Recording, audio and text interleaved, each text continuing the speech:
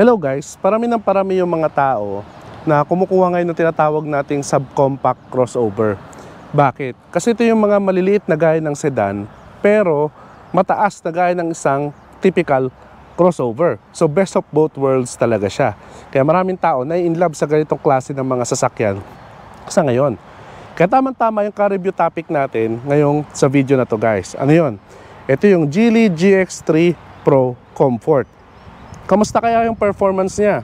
Ito na kaya yung susunod na subcompact crossover para sa'yo? At worth it ba siya versus sa competitors niya? Yan at marami pang iba yung sasagutin natin sa ating car review episode ngayon.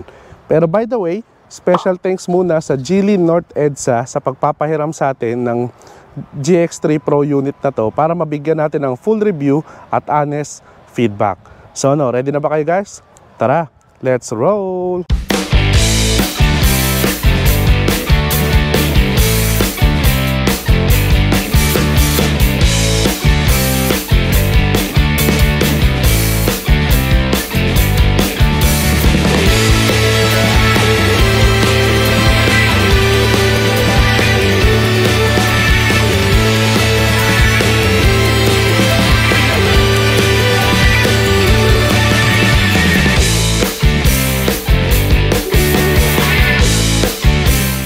Okay, before anything else guys, pag-usapan muna natin yung engine specs niya, no? Ang Geely GX3 Pro ay powered by 1.5 liters, 4-cylinder, 16-valve DOHC with DC-VVT technology. No, yan yung engine niya guys. I believe yan din yung same engine na nagpa-power sa Geely M Grand. Ang kanyang transmission ay CVT with 8-speed Tiptronic, no? So pwede siyang i-manual mode. No, yung kanyang power na napoproduce ay 102 horsepower at 5,600 RPM. So medyo nasa mid to last part ng kanyang rev range yung kanyang power. Ang maximum torque niya ay 142 Newton meters at 4,400 to 4,800 RPM. Same din ng engine power, no? Nandun din sa medyo mid to last part ng rev range niya yung kanyang torque. Drivetrain niya ay front wheel drive, electric power steering kanyang steering wheel. O ang steering niya, fuel tank capacity 45 liters at ang suspension niya, MacPherson strap sa harapan at torsion beam sa likod.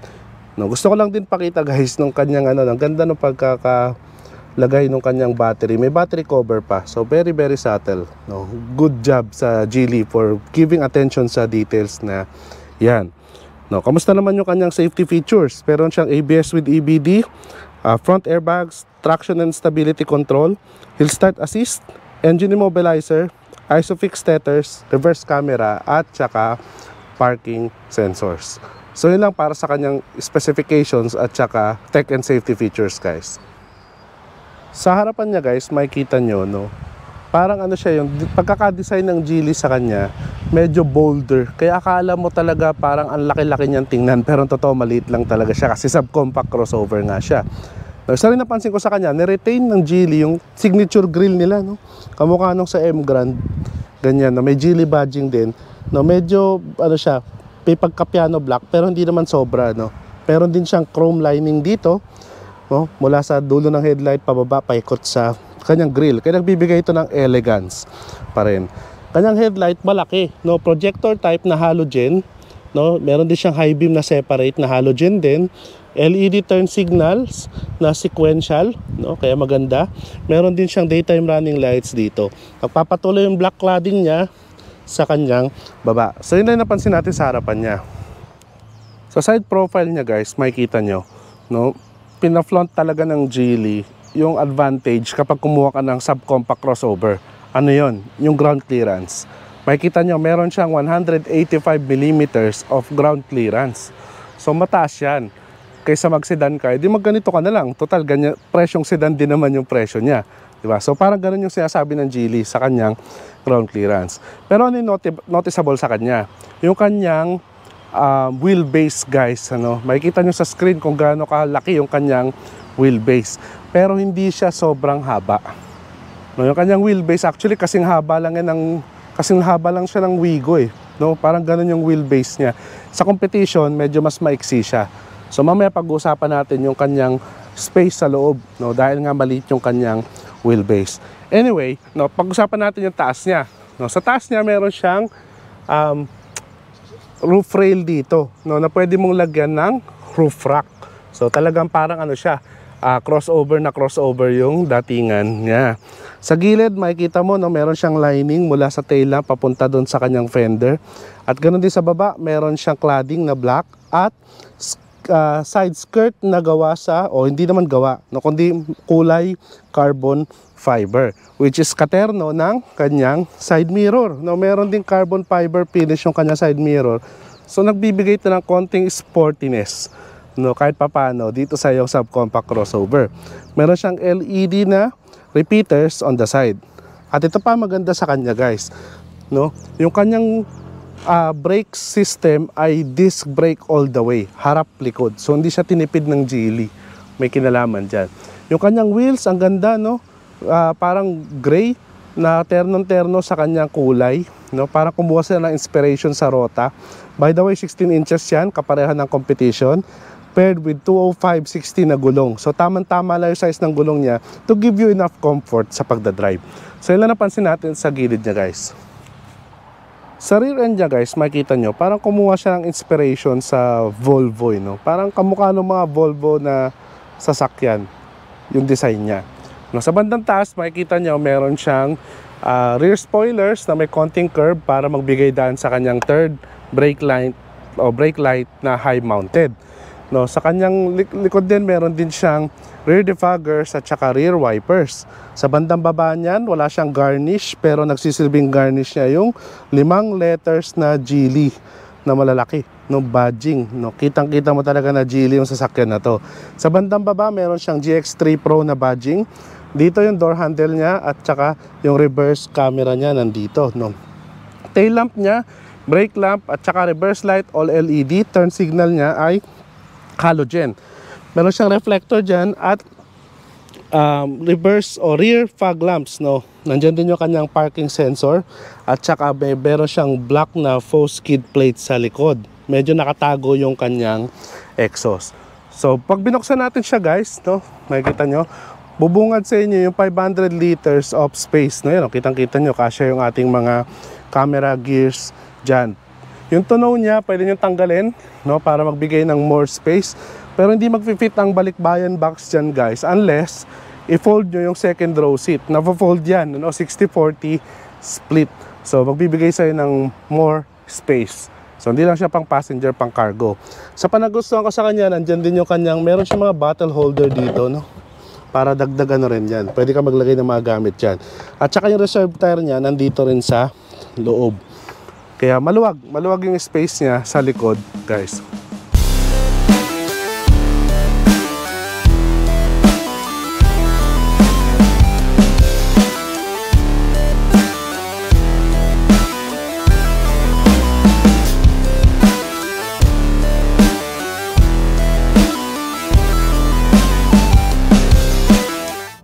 Okay, guys, dito naman tayo sa loob niya, no, dito sa first row. Kung kayo ay nakapag-drive na ng Geely M Grand or nakasakay na sa Geely M Grand, nasa familiar territory kayo dito. Halos lahat, no, dito sa front kamukha nung sa Geely M Grand.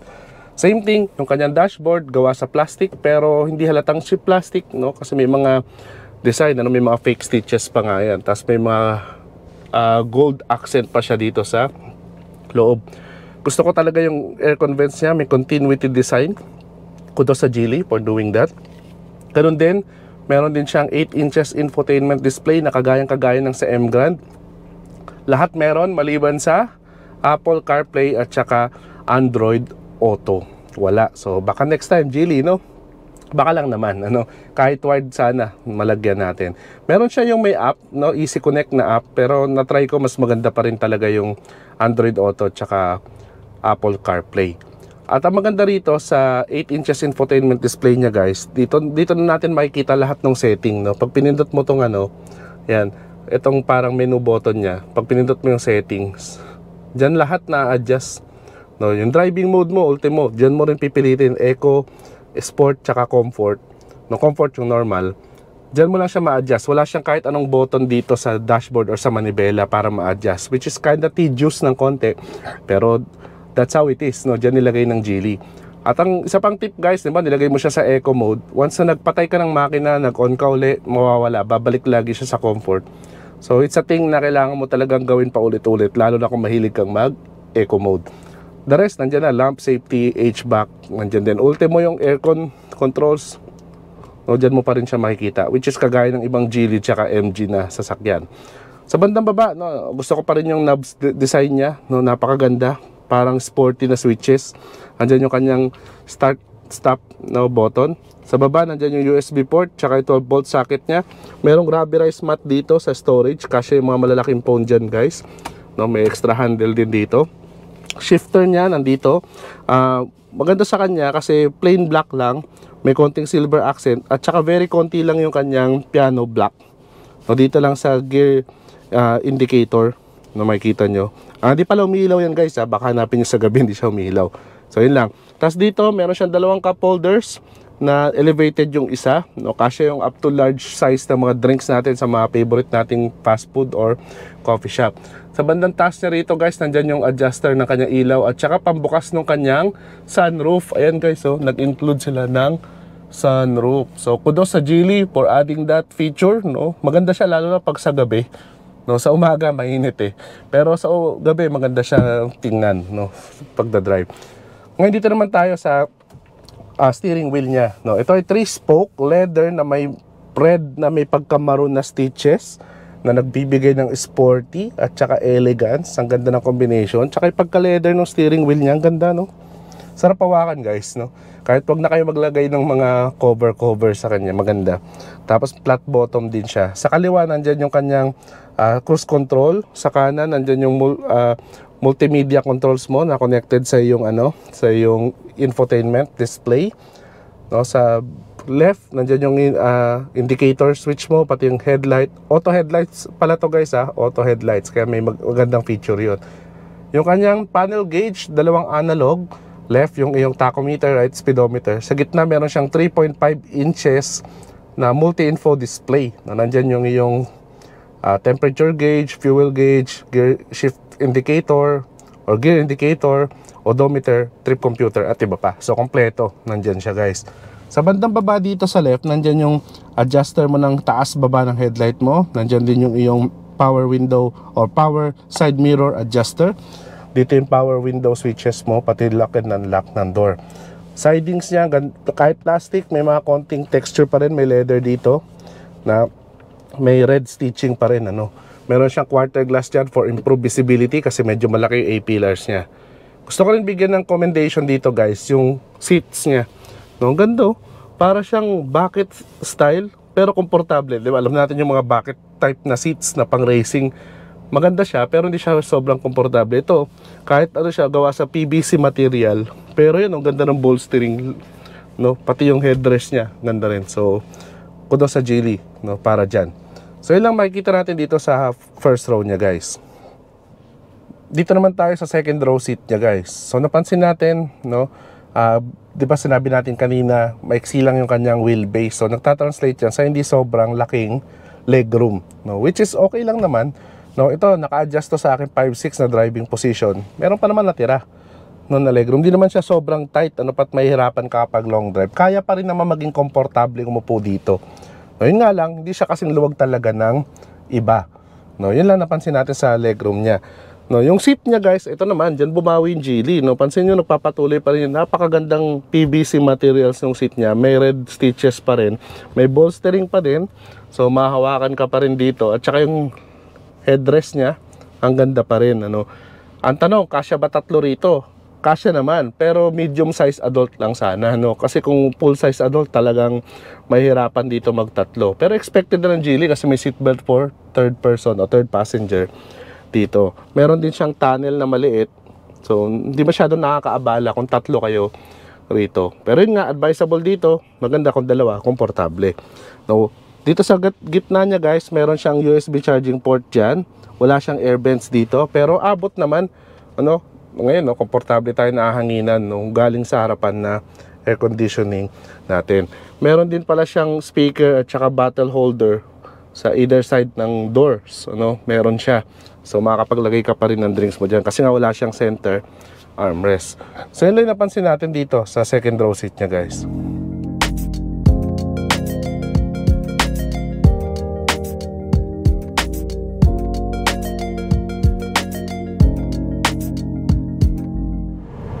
Okay guys, so pag-usapan natin yung driving performance itong Geely GX3 Pro, no. Una ko napansin sa kanya, no, alam natin medyo magaan to. Ang maximum weight nito is 1,215 kilograms, no, plus yung kanyang engine 1.5 liters. So power to weight ratio, talaga makikita natin sobra yung kanyang engine power para sa kanyang body, no. Kaya makikita nyo yan, no. Hindi siya nahihirapang mag-pick up ng speed. Talagang pinupull tayo forward ng kanyang engine, no? Comfort mode pa yan, hindi pa tayo nag-sports mode yan. Pero ang bilis niyang umabante. Kaya kudos sa Geely sa paglalagay ng more than enough na engine para sa GX3 Pro. Same thing sa kanyang transmission, dahil CVT, no, ina-expect natin talagang very smooth yung kanyang transmission. Isa lang sa napansin ko sa kanya, yung kanyang suspension, guys, medyo nasa stiffer side siya. So I guess dito nag-cost cut ng konti yung Geely, no? Pero di ko naman sinasabi na talagang matagtag siya. Medyo stiff lang, matigas yung kanyang suspension. Mararamdaman mo yung mga road bumps sa kanya. Siguro ang pinakamalapit sa kanya, kung na-try nyo na yung Suzuki Ertiga, parang ganon yung feeling ng kanyang suspension. Dahil parehong-pareha sila, McPherson sa harap, strut sa likod, torsion beam, no? Ayun lang naman, no, medyo lang ng konti, stiff lang naman siya, no. Road noise, napansin nyo sa kanya, yan, medyo pumapasok yung road noise sa kanya. Tire noise, naririnig din natin, lalo na kapag ganitong klase yung kalsada natin, semento. So, pumapasok yun. Pero engine noise, hindi masyado. Hanggat below 2,000 RPM ka, hindi mo maririnig yung engine. Pero once na tumungtong ka, 2,000 RPM pataas, yan, medyo, yan, no, medyo pumapasok na ng konti yung engine noise sa kanya. Yun lang naman, no. Sa steering niya, yan, no, kapag cornering ng medyo high speed, dahil nga medyo mabigat siya, tumitigas siya dahil electric power steering, yan, safe ka, no. Yun nga lang, may body roll siya, guys, ha. Kaya ingat kayo kapag kaya, no, pagka ginanyan nyo, kasi nga mataas yung ground clearance niya, eh. So prone siya na magkaroon ng body roll kapag high speed at medyo malaki yung input mo sa steering wheel. Kaya dahan-dahan lang yung pag-iano natin kapag medyo high speed tayo, guys. So dahan-dahan lang, yan, very smooth lang, yan, para wala kang body roll sa kanya. Braking, yan, dahil 4-wheel disc brake siya at may EBD, no, electronic brake force distribution, pantay na pantay yung lakas ng preno niya. Hindi kagaya ng mga typical na drum brakes yung likod, tapos disc brake sa harapan. Parang pag nagpreno ka, akala mo napupunta kayo lahat sa harapan, eh. So ito hindi, no? Parang pantay lang, no, yung force ng brake system niya. Field of view niya, guys, ayan, medyo malaki, no? Yun lang, medyo malaki yung kanyang A-pillar, guys. Kaya pag medyo liliko kayo sa left or right, malaking tulong nilagay nilang quarter glass. Pero still, malaki pa rin siya. So it will take some adjustment pa rin, no, para makapag-drive ka sa kanya, lalo na pag mga liliko kayo. Gusto ko rin yung upuan niya, guys, ha, yung bolstering, no. Yan, pag lumiliko ka kahit medyo high speed, hawak na hawak yung likod mo. Pati sa passenger may ganon. So try natin yung kanyang mga modes, driving modes, guys, no. Lagay natin dito sa sports mode. Yan, no. Yun, no, may aggression, no, guys, oh. Yan, oh, 'di ba? Nararamdaman niyo, no, nagbabago, nagro-roar yung engine niya, pati yung transmission, nalilate na rin yung pag-shift niya ng pag-change niya ng gears, kaya kaya mabilis kang bumibilis, eh, no? Oh, wow, mag-enjoy ka rin talaga dito, no, kapag ka ini-sports mode mo siya. Yun nga lang, lalakas sa fuel consumption. Ibang storya naman, guys, kapag ka nag-eco mode ka. Eco mode nito, napansin ko, tinry ko yung eco mode niya, talagang sasakalin niya yung makina. So lalakas yung delay, medyo bumabagal yung pag-accelerate niya, no, pati aircon naapektuhan kapag naka-eco mode ka. Pero siguro magta-translate yon sa best fuel consumption. Titipid naman siguro siya dahil may eco mode. So yun yung napansin ko sa driving modes niya, guys. So let's talk about fuel consumption. Sa highway, nakapag-produce ito ng 16 kilometers per liter. Ano yun, hindi siya aggressive driving. Nag-average kami 90 to 100 kilometers per hour, which is okay na yun, no, acceptable na yun, guys, no, na figure. Sa city drive, dito siya nag-excel. 10 to 12 kilometers per liter yung fuel consumption niya sa city driving, which is okay na okay yun, guys, no? Kasi nga, kagaya ng sinabi natin kanina, power to weight ratio, medyo more than enough yung kanyang engine, kaya hindi mo kailangan pigain yung accelerator pedal para mag-move forward yung sasakyan mo na ito. Kaya nagtatranslate yung sa better fuel economy. Huwag ka lang lagi mag-sports mode, ano? Talaga maapektuhan nun yung fuel consumption mo. Air conditioning niya, guys, talagang malamig, no? Hindi napansin ko sa kanya, no? Kahit tanghali yan, wala tayong tint ngayon, pero ramdam na ramdam mo yung lamig ng air conditioning niya. Kapag nagdadrive pala kayo dito, guys, napansin ko, no, yung hill start assist niya, di ba meron tong hill start assist, no? Kapag medyo incline, medyo matagal siyang bumitaw sa brakes. Kaya kapag medyo mabilis yung lipat ng paa mo from brakes to accelerator pedal, mararamdaman mo medyo may delay ng konti sa pag-abante. So yun lang, something to keep in mind lang naman yung guys while driving this, no? So yun lang, ano, napansin natin while driving this Geely GX3 Pro, guys. Okay, guys, so ngayon nakita natin yung mga pwede natin makita sa Geely GX3 Pro. Pag-usapan muna natin yung pricing niya, no? Magkano ba tong sasakyan na to? Kasi kanina ko pa sinasabi yung presyo niya, di ba? Pricing. So ngayon, ang Geely GX3 Pro, guys, meron siyang dalawang variant. Yung S, yung base model niya, 1.5 manual transmission. It comes with 778,000 pesos price tag. No, mura pa rin, ano? Para ka na lang nag-Vios, no? Yung Comfort, itong top of the line variant na to, na gamit natin ngayon sa ating review, na 1.5 CVT, it costs you around 878,000 pesos. So pansinin nyo yun, ha?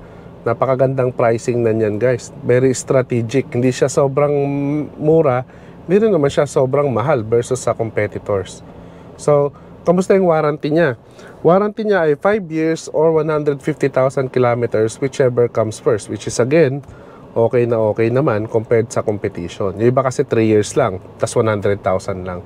So, yun lang para sa pricing and warranty niya. So yun, guys, alam na natin lahat ng information regarding sa Geely GX3 Pro Comfort, no? Ano naman yung masasabi ko sa kanya, yung final thoughts ko sa sasakyan na to, guys? Well, isa yung masasabi ko sa kanya, very very good yung pricing niya, pati sa engine performance, pati sa safety features na meron siya. For me, yung presyo na ibabayad mo sa kanya, ang dami mong makukuha sa pera mo. So yun yung napansin ko sa kanya. Medyo ayaw ko lang sa kanya, guys, wala siyang Apple CarPlay or Android Auto, kahit sana wired, no? Kasi merong iba mga sasakyan na mas mura kaysa sa pricing na ito, pero nailagay nila yon. So Geely, baka naman, no? Ganun din, maganda rin sa GX3 Pro, guys, is mas affordable siya kaysa sa mga nearest competitor niya, which is yung Toyota Race 1.2G CVT, Kia Stonic 1.4EX. Mas mura yung Chery Tiggo 2 Pro ng konti, pero mas maraming features naman yung Geely GX3 Pro. Mas namang yung Geely GX3 Pro sa engine at safety features, at may extra pa, no, nandyan yung sunroof at roof rack. Pero syempre, sa Toyota Race, kung i-compare natin siya, lamang yung Toyota Race overall sa size sa Geely GX3 Pro. Medyo konti lang naman, no? And syempre, Toyota is Toyota. Alam natin yan. Kung i-compare naman natin siya sa Kia Stonic, mas maraming features at mas malakas yung engine ng Geely GX3 Pro. So, no-brainer yon kung i-compare natin sa Kia Stonic.